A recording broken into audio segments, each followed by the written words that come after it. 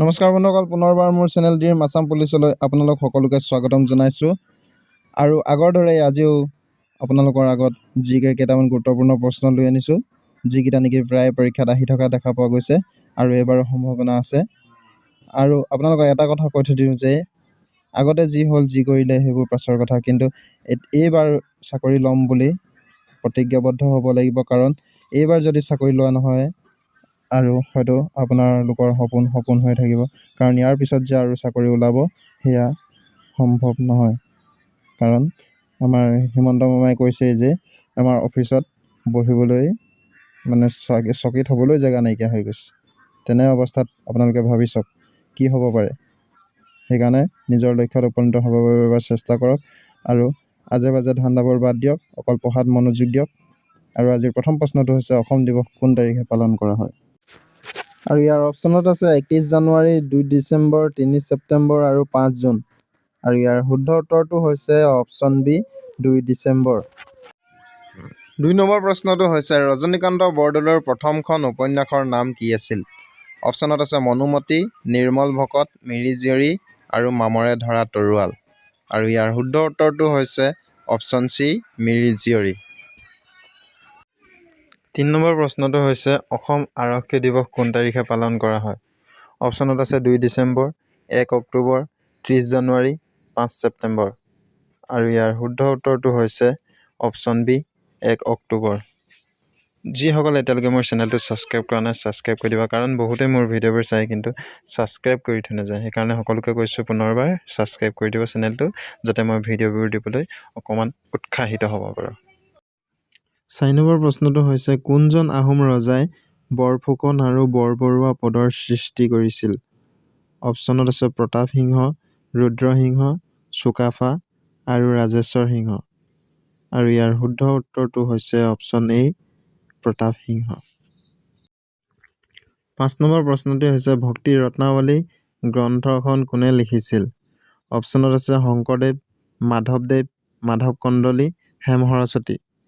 আৰু ইয়াৰ শুদ্ধ উত্তৰটো হৈছে অপশ্যন বি, মাধৱদেৱে ভক্তি ৰত্নাৱলী গ্ৰন্থখন লিখিছিল। 6 নম্বৰ প্ৰশ্নটি হৈছে অসমৰ কোনখন জিলাত সৈনিক বিদ্যালয় অৱস্থিত? আৰু ইয়াৰ অপশ্যনত আছে গোলাঘাট, নলবাৰী, গোৱালপাৰা আৰু যোৰহাট। আৰু ইয়াৰ শুদ্ধ অপশ্যনটো হৈছে অপশ্যন নম্বৰ চি, গোৱালপাৰাত অসমৰ একমাত্ৰ সৈনিক বিদ্যালয়খন অৱস্থিত। 7 নম্বৰ প্ৰশ্নটি হৈছে কাক অসমৰ ভ্ৰাম্যমাণ থিয়েটাৰৰ পিতৃ বুলি কোৱা হয়? অপশ্যনত আছে জ্যোতিপ্ৰসাদ আগৰৱালা, অচ্যুত লহকৰ, বিষ্ণুপ্ৰসাদ ৰাভা, ৰতন লহকৰ। আৰু ইয়াৰ শুদ্ধ উত্তৰটো হৈছে অপশ্যন বি, অচ্যুত লহকৰ। অচ্যুত লহকৰক অসমৰ ভ্ৰাম্যমাণ থিয়েটাৰৰ পিতৃ বুলি কোৱা হয়। 8 নম্বৰ প্ৰশ্নটি হৈছে কোনজন গায়কক বিহুৰ ৰজা বুলিও কোৱা হয়? অপশ্যনত আছে জুবিন গাৰ্গ, খগেন মহন্ত, খগেন গগৈ, জয়ন্ত হাজৰিকা। আৰু ইয়াৰ শুদ্ধ উত্তৰটো হৈছে অপশ্যন বি, খগেন মহন্ত। খগেন মহন্ত ডাঙৰীয়াক বিহুৰ ৰজা বুলিও কোৱা হয়। 9 নম্বৰ প্ৰশ্নটো হৈছে কোনজন অসমীয়া কবিক প্ৰেম আৰু ৰদালিৰ কবি বুলি কোৱা হয়? অপশ্যনত আছে নৱকান্ত বৰুৱা, হীৰেন ভট্টাচাৰ্য, ডিম্বেশ্বৰ নেওগ, অমূল্য বৰুৱা। আৰু ইয়াৰ শুদ্ধ উত্তৰটো হৈছে option B, Hiren Bhattacharya. Next কুৱেশ্যনটি হৈছে কোন বছৰত মামণি ৰয়ছম গোস্বামীয়ে জ্ঞানপীঠ বঁটা লাভ কৰিছিল? অপশ্যনত আছে 2000 চনত, 2001 চনত, 2002 চনত আৰু 2003 চনত। আৰু ইয়াৰ শুদ্ধ উত্তৰটো হৈছে অপশ্যন এ, 2000 চনত। 11 নম্বৰ প্ৰশ্নটো হৈছে অসমীয়া আলোচনী জোনাকীৰ প্ৰথম সম্পাদক কোন আছিল? অপশ্যনত আছে লক্ষ্মীনাথ বেজবৰুৱা, চন্দ্ৰকুমাৰ আগৰৱালা, সত্যনাথ বৰা আৰু আনন্দ চন্দ্ৰ বৰুৱা। আৰু ইয়াৰ শুদ্ধ উত্তৰটো হৈছে অপশ্যন বি, চন্দ্ৰকুমাৰ আগৰৱালা। 12 নম্বৰ প্ৰশ্নটো হৈছে কোন চনত জোনাকী আলোচনীখন প্ৰথম প্ৰকাশ পাইছিল? অপশ্যনত আছে 1887 চনত, 1889 চনত, 1890 চনত আৰু 1896 চনত। আৰু ইয়াৰ শুদ্ধ উত্তৰটো হৈছে অপশ্যন বি, 1889 চনত। 13 নম্বৰ প্ৰশ্নটি হৈছে কোনগৰাকী কবিক বিহগী কবি বুলি কোৱা হয়? অপশ্যনত আছে ডিম্বেশ্বৰ নেওগ, লক্ষ্মীনাথ বেজবৰুৱা, ৰঘুনাথ চৌধুৰী, নীলমণি ফুকন। আৰু ইয়াৰ শুদ্ধ উত্তৰটো হৈছে অপশ্যন চি ৰঘুনাথ চৌধুৰী। 14 নম্বৰ প্ৰশ্নটো হৈছে প্ৰথম অসমীয়া আধুনিক নাট্যগৃহ বাণ থিয়েটাৰ কোন জিলাত অৱস্থিত? অপশ্যনত আছে যোৰহাট, শিৱসাগৰ, তেজপুৰ আৰু কামৰূপ। আৰু ইয়াৰ শুদ্ধ উত্তৰটো হৈছে অপশ্যন চি তেজপুৰ। আৰু এইটো যোৱাবাৰ অসম পুলিচৰ ABUB পৰীক্ষাত অহা দেখা পোৱা গৈছে। নেক্সট কুৱেশ্যনটি হৈছে প্ৰহ্লাদ চৰিত নামৰ গ্ৰন্থখন কোনে লিখিছিল? অপশ্যনত আছে হেম সৰস্বতী, হৰিবৰ বিপ্ৰ, মাধৱ কন্দলী আৰু মাধৱদেৱ। আৰু ইয়াৰ শুদ্ধ উত্তৰটো হৈছে অপশ্যন এ হেম সৰস্বতী। 16 নম্বৰ প্ৰশ্নটো হৈছে কোনজন স্বৰ্গদেউৱে আহোম ৰাজ্যৰ ৰাজধানী গড়গাঁৱৰ পৰা ৰংপুৰলৈ স্থানান্তৰিত কৰিছিল? অপশ্যনত আছে ৰাজেশ্বৰ সিংহ, শিৱসিংহ, ৰুদ্ৰসিংহ আৰু প্ৰতাপসিংহ। আৰু ইয়াৰ শুদ্ধ উত্তৰটো হৈছে অপশ্যন চি ৰুদ্ৰসিংহ। নেক্সট কুৱেশ্যনটি হৈছে গোপীনাথ বৰদলৈক কোনে লোকপ্ৰিয় উপাধি প্ৰদান কৰিছিল? অপশ্যনত আছে বিষ্ণুপ্ৰসাদ ৰাভা, মহাত্মা গান্ধী, জয়ৰাম দাস দৌলতৰাম, জৱাহৰলাল নেহেৰু। আৰু ইয়াৰ শুদ্ধ উত্তৰটো হৈছে অপশ্যন চি জয়ৰাম দাস দৌলতৰাম। 18 নম্বৰ প্ৰশ্নটো হৈছে অসম কৃষি বিশ্ববিদ্যালয়খন কোন জিলাত অৱস্থিত? অপশ্যনত আছে শিৱসাগৰ, যোৰহাট, নগাঁও আৰু ডিব্ৰুগড়। আৰু ইয়াৰ শুদ্ধ উত্তৰটো হৈছে অপশ্যন বি যোৰহাট। নেক্সট কুৱেশ্যনটি হৈছে অসমৰ একমাত্ৰ সাৰ কাৰখানাটো ক'ত অৱস্থিত? অপশ্যনত আছে নাজিৰা, নামৰূপ, বোকাজান আৰু দেৰগাঁও। আৰু ইয়াৰ শুদ্ধ উত্তৰটো হৈছে অপশ্যন বি নামৰূপ।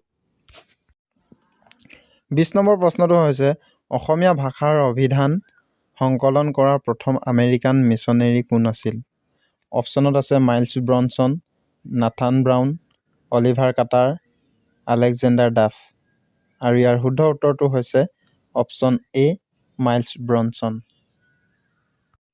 21 নম্বৰ প্ৰশ্নটি হৈছে অসমৰ কোন জিলাত প্ৰতি বছৰে জোনবিল মেলা অনুষ্ঠিত কৰা হয়? অপশ্যনত আছে কামৰূপ, নগাঁও, মৰিগাঁও আৰু কাৰ্বি আংলং। আৰু ইয়াৰ শুদ্ধ উত্তৰটো হৈছে অপশ্যন চি মৰিগাঁও। মৰিগাঁও জিলাত প্ৰতি বছৰে জোনবিল মেলা অনুষ্ঠিত কৰা হয়। ভিডিঅ'টোৰ মাজতে আপোনালোকক এটা কথা কওঁ, আপোনালোকে মোৰ ভিডিঅ'বোৰ বহুতে চাই কিন্তু চেনেলটো ছাবস্ক্ৰাইব কৰি থৈ নাযায়। প্লিজ পাৰে যদি চেনেলটো ছাবস্ক্ৰাইব কৰি দিব আৰু লাইক কমেণ্ট শ্বেয়াৰ কৰিবলৈ নিশ্চয় নাপাহৰিব। 22 নম্বৰ প্ৰশ্নটো হৈছে জাতিংগা গাঁওখন কোন জিলাত অৱস্থিত? অপশ্যনত আছে ডিমা হাছাও, কাছাৰ, কৰিমগঞ্জ আৰু চৰাইদেউ। আৰু ইয়াৰ শুদ্ধ উত্তৰটো হৈছে অপশ্যন এ ডিমা হাছাও। 23 নম্বৰ প্ৰশ্নটি হৈছে অসমীয়া আলোচনী প্ৰান্তিকৰ প্ৰতিষ্ঠাপক সম্পাদক কোন আছিল? অপশ্যনত আছে চন্দ্ৰকুমাৰ আগৰৱালা, ভৱেন্দ্ৰনাথ শইকীয়া, নৱকান্ত বৰুৱা, লক্ষ্মীনাথ বেজবৰুৱা। আৰু ইয়াৰ শুদ্ধ উত্তৰটো হৈছে অপশ্যন বি ভৱেন্দ্ৰনাথ শইকীয়া। 24 নম্বৰ প্ৰশ্নটো হৈছে কোনটো বছৰত ভূপেন হাজৰিকা অসম সাহিত্য সভাৰ সভাপতি ৰূপে নিৰ্বাচিত হৈছিল? অপশ্যনত আছে 1988 চনত, 1990 চনত, 1993 চনত, 1995 চনত। আৰু ইয়াৰ শুদ্ধ উত্তৰটো হৈছে অপশ্যন চি 1993 চনত। নেক্সট কুৱেশ্যনটি হৈছে অসম সাহিত্য সভাৰ দ্বিতীয়গৰাকী সভাপতি কোন আছিল? অপশ্যনত আছে কালিৰাম মেধি, চন্দ্ৰধৰ বৰুৱা, ৰজনীকান্ত বৰদলৈ, লক্ষ্মীনাথ বেজবৰুৱা। আৰু ইয়াৰ শুদ্ধ উত্তৰটো হৈছে অপশ্যন বি চন্দ্ৰধৰ বৰুৱা। 26 নম্বৰ প্ৰশ্নটো হৈছে মীৰ জুমলাই আহোমৰ ৰাজধানী গড়গাঁও কিমান চনত দখল কৰিছিল? অপশ্যনত আছে 1662 চনত, 1672 চনত, 1680 চনত, 1630 চনত। আৰু ইয়াৰ শুদ্ধ উত্তৰটো হৈছে অপশ্যন এ 1662 চনত। 27 নম্বৰ প্ৰশ্নটো হৈছে 1950 চনত অসমৰ প্ৰথম মুখ্যমন্ত্ৰী গোপীনাথ বৰদলৈৰ মৃত্যুৰ পিছত দ্বিতীয় মুখ্যমন্ত্ৰী কোন আছিল? অপশ্যনত আছে বিমলা প্ৰসাদ চলিহা, বিষ্ণুৰাম মেধি, হিতেশ্বৰ শইকীয়া, মহেন্দ্ৰ মোহন চৌধুৰী। আৰু ইয়াৰ শুদ্ধ উত্তৰটো হৈছে অপশ্যন বি বিষ্ণুৰাম মেধি। 28 নম্বৰ প্ৰশ্নটি হৈছে হাজোৰ হয়গ্ৰীৱ মাধৱ মন্দিৰ কোনটো পাহাৰত অৱস্থিত? অপশ্যনত আছে অগ্নিগড় পাহাৰত, নীলাচল পাহাৰত, মণিকোট পাহাৰত আৰু মিকিৰ পাহাৰত। আৰু ইয়াৰ শুদ্ধ উত্তৰটো হৈছে অপশ্যন চি, মণিকোট পাহাৰত হাজোৰ হয়গ্ৰীৱ মাধৱ মন্দিৰ অৱস্থিত। 29 নম্বৰ প্ৰশ্নটি হৈছে ভাৰতৰ কোনখন চহৰক চাহৰ চহৰ বুলিও জনা যায়? অপশ্যনত আছে যোৰহাট, ডিব্ৰুগড়, শিৱসাগৰ আৰু গোলাঘাট। আৰু ইয়াৰ শুদ্ধ উত্তৰটো হৈছে অপশ্যন বি, ডিব্ৰুগড়। ডিব্ৰুগড় চহৰক চাহৰ চহৰ বুলিও জনা যায়। 30 নম্বৰ প্ৰশ্নটো হৈছে অসমৰ কোনখন জিলাত শ্ৰীসূৰ্য পাহাৰ অৱস্থিত? অপশ্যনত আছে ধুবুৰী, গোৱালপাৰা, বাক্সা আৰু দৰং। আৰু ইয়াৰ শুদ্ধ উত্তৰটো হৈছে অপশ্যন বি, গোৱালপাৰা জিলাত শ্ৰীসূৰ্য পাহাৰ অৱস্থিত। আৰু যিসকলে এতিয়ালৈকে মোৰ চেনেলটো ছাবস্ক্ৰাইব কৰা নাই, প্লিজ ছাবস্ক্ৰাইব কৰি দিব আৰু লগতে শ্বেয়াৰ কৰিবলৈ নাপাহৰিব, লাইক কমেণ্ট সকলো কৰি দিব। আৰু পুনৰবাৰ সকলোকে ধন্যবাদ।